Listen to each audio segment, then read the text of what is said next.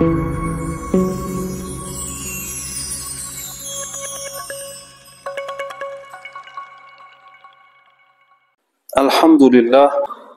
لله رب العالمين، صلوات ربي وسلامه على المبعوث رحمة للعالمين وعلى آله وأصحابه أجمعين. أما بعد، السلام علیکم برادران عزیز و نمازگزاران محترم.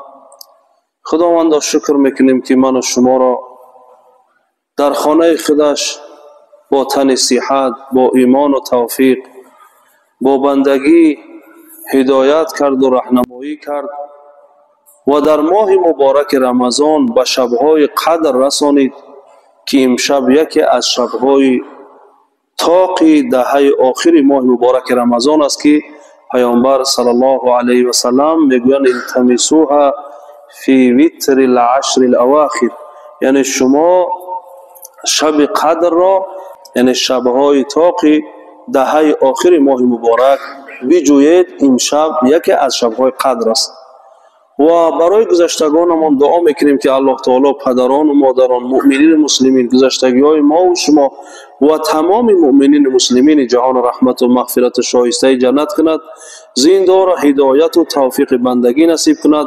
ربنا تقبل منا انك انت السمیع العلیم برحمتك یا ارحم الراحمین.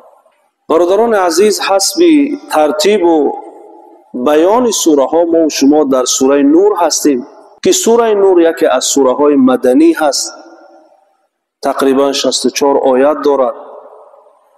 سوره نور یگانه سوره هست که به همین نام فقط شناخته می شود، الله نور السماوات والارض.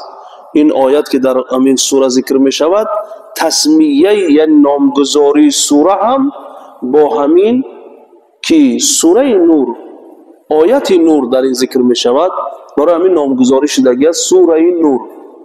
با یک نام این مشهور است، دیگر نام غیر از سوره نور دیگر نام ندارد. و گفتیم که این سبب نزولش هم امروز ما بیان میکنیم برای شما.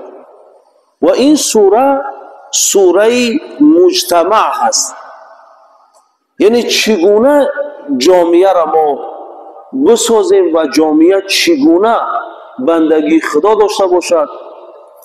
حضرت عمر میگفت که شما فرزندان و خاندانتان سوره نور را تعلیم بتید.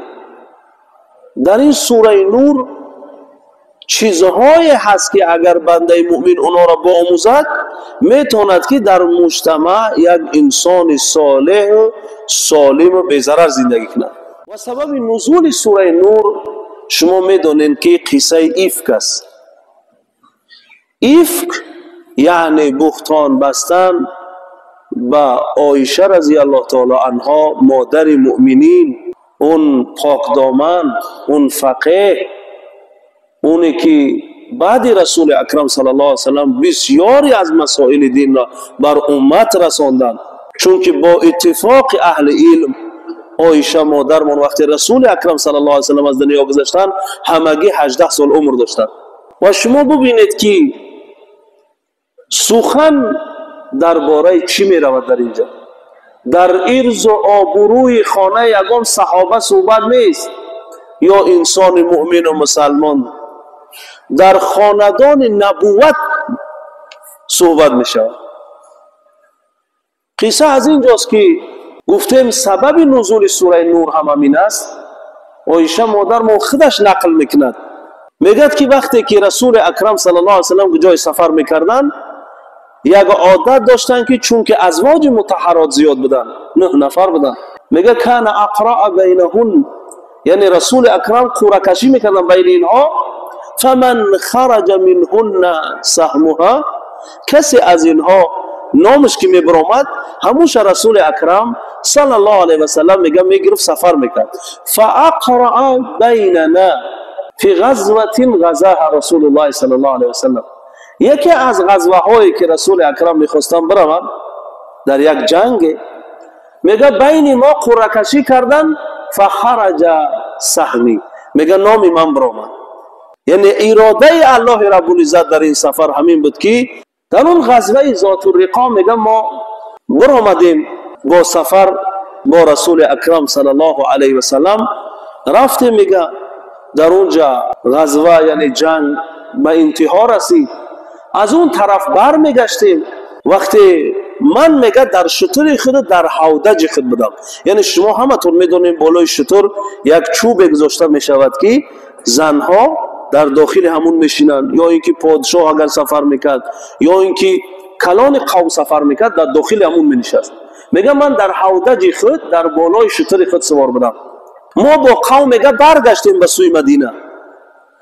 وقتی بر میگشتیم میگه در اونجا در یک جا ایستادن میگه قافله، و در اونجا من میگه رفتم برای قضای حاجت.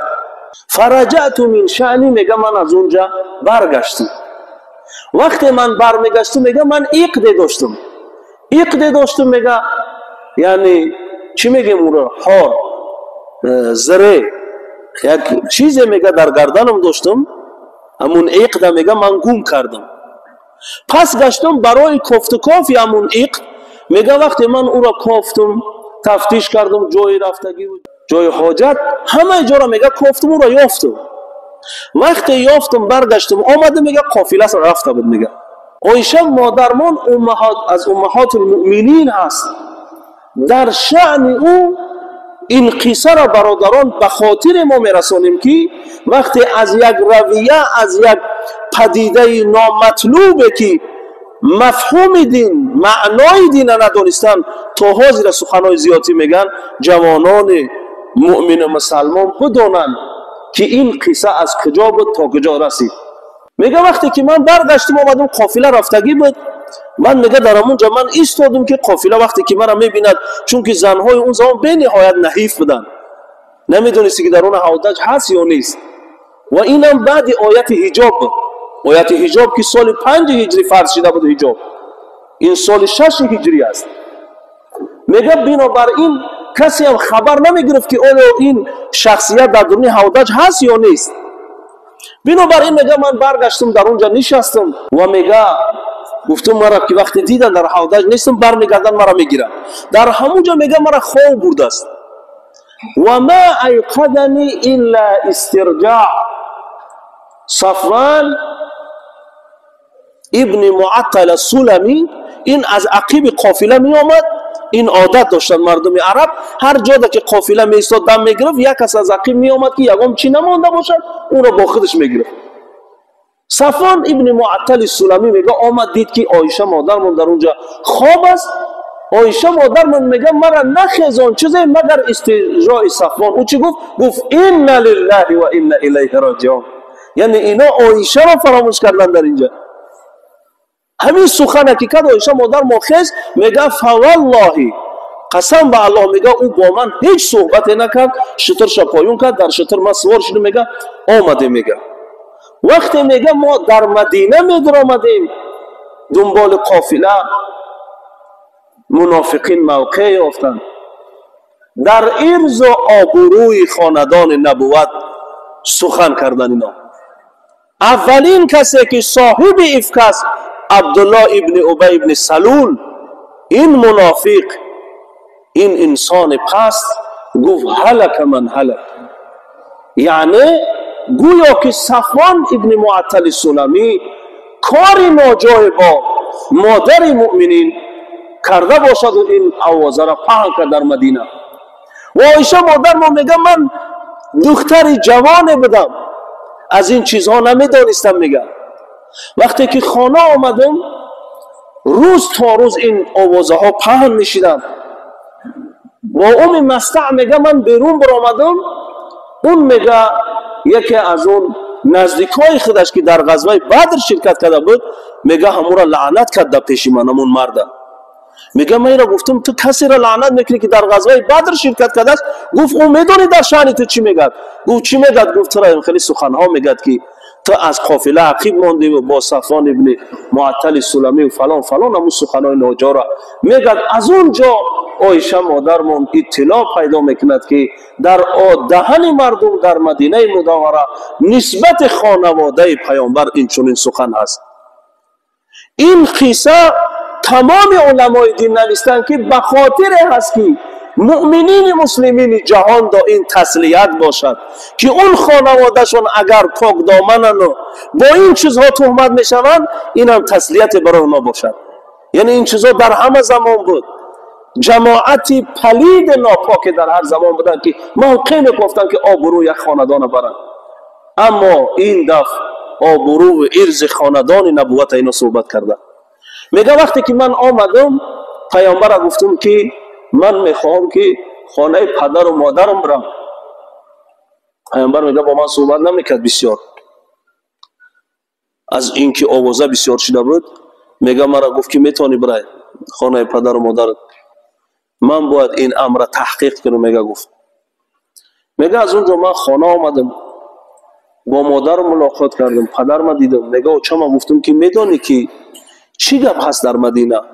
میگه اون برای تسلیت دل من اول چند سخن گفت، بعدن گفت که ای عایشه، تو را با اون صفوان ابن معطل سلمی همین خیلی صحبت های دنبال تو است. اون شب میگه تا روز من گریه کردم. فردا دیدن که آوازه به نهایت زیاد شد، کسان صادق بدن، مؤمن بدن، مسلمان بدن، این گمان را به خاندان نبوت نکردن. ما رأینا من اهل بیته الا خیرا، گفتن ما از خاندان نبوت جز نیکی، جز بندگی خدا، جز عفاف و پاکی چیزی ندیدیم. حتی مادر ابو ایوب انصاری میاد خانه میدارد، ابو ایوب انصاری را میبیند بچه‌ش، میگه بچه، میگه میدونی در مدینه چی گپ است؟ میگه چی گپ است؟ میگه عایشه را میخیل میگن، میگه تو چی میگویی مادر جان؟ فکر تو چی است؟ گفت که من از عایشه جز پاکی و نیکی چیزی ندیدم، این چیز دروغ است.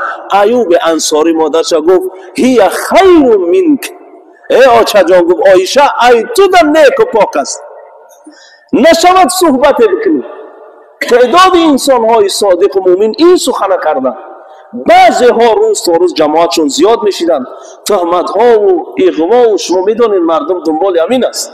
همه دور و زمان مردم از این که بخیزه براد یک کاری کند، روزگارش بیند، گستش با همین جماعت ها در غیبت در همین چیزا. میگه از اون جا بود که پیامبر صلی الله علیه وسلم علی و اسامه ابن زید فیراد کرد، مشورت گرفت از اونها که من چیکار کنم. مردم مدینه در خاندان من صحبت ها را میکنن. و عبدالله ابن ابی ابن سلول این منافق این افواه را گفت پنگ کرد، من چیکار کنم؟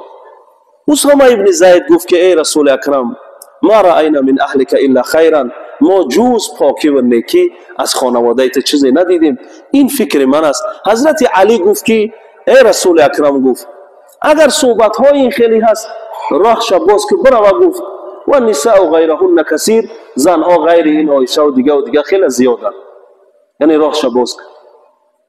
اما رسول اکرم صلی الله علیه وسلم بعد از خدیجه و عایشه مادرمون به نهایت دوست می داشتن، عالمه و فقیه بودن، با وجود جوانش دانا بودن.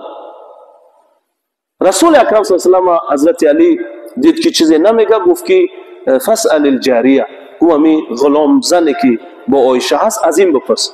بریره نام داشت. این بریره را فریاد کرد، بریره گفت که ما رأیت منها الا خیرا، ای رسول اکرم صلی الله علیه و سلم، گفت من در همسر تو جز نیکی و پاکی چیزی ندیدم. این سخنها را عموما ما قبول نداریم درباره. اونجا بود که رسول اکرم صلی الله علیه و سلم بالای منبر آمدن، مردم جمع کردن. در خاندان رسول اکرم گپ می شود، ارز و ننگ و ناموس این خاتم پیامبران صحبت می شود. گفت ای مردم، آیا کی از شما در بر من میستد در مقابل اون انسان هایی که در خاندان من گپ میزنند؟ و ما رأیت من اهل ایرا خیرا، من از خانوادم جز نیکی و پاکی ندیدم. گفت و اون مردی که میگن صفوان ابن معطل سلمی را، ما رأیت منه الا خیرا، من از او جز نیکی گفت چیزی ندیدم. انسان مرد نیک صالح است. گفت همسر من، خاندان من را، گفت با اون این صحبت ها را میکنن. کی در بر من میستد؟ سعد ابن معاذ از جاش خیست، این ای اوس بود. گفت که ای رسول اکرم، اگر از قبیله ما کسی در خاندان تو صحبت میکند، ضربنا عنقه، ما گردن او را میزنیم. گفت در ننگ و ناموس ارز خانواده تو ما صحبت نمیتیم بزند کسی از قبیله ما، و اگر از دیگر قبیله هست تو ما را بگو، ما کاری او را میبینیم. از قبیله خزرج، از اونجا اوس خزرج که با هم زندگی میکردن، از اونجا سعد ابن عباده خیست. اون را یک کم ترک ننگ ناموس قومی گرفت. سنی سعد ابن معاذ گفت که تو هیچ کار کردن نمیتونی. گفت اگر از ما باشد ما تحقیق میکنیم. سر صداها در مسجد به نهایت زیاد شدن میان صحابه. اوس و اخرج شما ببینید یک منافق در عالم اسلام آتش سر داده است. برای بزرگان میگه که الفتنه نائمه لعن الله من ایقظها. فتنه همیشه خواب است، خدا لعنت کند اون شخصی را که را بیدار میکند. برای قرآن میگه الفتنه اشد من القتل. از آدم کشی گناه سنگین در اسلام نیست، لیکن قرآن میگه الفتنه اشد من القتل. فتنه از آدم کشی هم بدتر است. فتنه داختن در میان جامعه، در میان مردم. یک منافق یک صحبت کرد میان صحابه اوس و خزرج در جان یکدیگر افتادن. رسول اکرم در منبر است میگه خاموش باشین، ساکت باشین، چیزی نمیگه، قوم آرام میکنه، میفرایه. راست خانه ابوبکر صدیق میآید، عایشه مادرمان میبیند. در اونجا صحبت با عایشه مادرمان میکنه که عایشه مادرمان بعد از نزول 10 آیت برای پاکیش رسول اکرم بخشیدن نمیتواند. میگه یا عایشه، ای عایشه، میگه اگر تو پاکی سأبرئک الله، الله بزودی پاکی تر اعلان میکند. اگر تو در این گناه دست داری، توبی الی الله و اعترفی و اعتراف کن، توبه کن. کسی که اعتراف میکنه، توبه میکنه، تاب الله علیه، الله تعالی را میبخشد. عایشه مادرمان گفت چی میگه در شأن من؟ ای پدر جان، گفت عجیبی رسول الله. رسول الله را گفت جوابته. یا امه، ای آچه جان، عجیبی رسول الله. رسول الله را جوابته. گفت چی میگویی؟ از اینجا بود که قصه مختصر رسول اکرم خانه رفتن. روز بعدیش از اونجا که ان الذين جاءوا بالافك، از اینجا 10 آیت برای پاک دامنی عایشه نازل شد. عایشه تمامی زندگی میگفت که انا اصغر، من کوچکم، ینزل علی القرآن و یصلی بها، یعنی من کوچکترم که در شأن من قرآن نازل شود، در نمازها تلاوت شود. من خدمت کوچک از این میبینم. لیکن 10 آیت با پیامبر آمد. پیامبر اولی سخن کردن گفت یا عایشه، اما الله تعالی گویشد پاکی تر اعلان کرد. خستن آمدن، مادر عایشه را خبری دادن، گفتن عایشه را بگو. عایشه مادر اون جاش نخیستن، بلا نشیدن. گو اما انا احمد ربی، من پروردگار ما هم میگم اون پاکی مرا اعلان کرد. برای همین سبب نزول سوره نور همین است که پاک دامنی عایشه مادرمان در 10 آیت در اونجا ذکر می شود و همه منافقین روشان سیاه می شود در بین مدینه، همه ذلیل و خوار می شوند در میان جامعه که اینا چقدر بهتان سنگین در خاندان نبوت بستند. خداوند عرض و آبروی هر زن و دختر مؤمن مسلمان را حفظ کند. خصوصا پروردگارا دختران و جوانان و زنان ملت ما را حفظ کند، ملت اسلام را حفظ کند و جوانان ما را ننگ و ناموس عطا کند. پروردگارا انسان هایی که فتنه میارند در میان جامعه، الله اینها را هدایت و توفیق بندگی نصیب کند برحمتک یا ارحم الراحمین.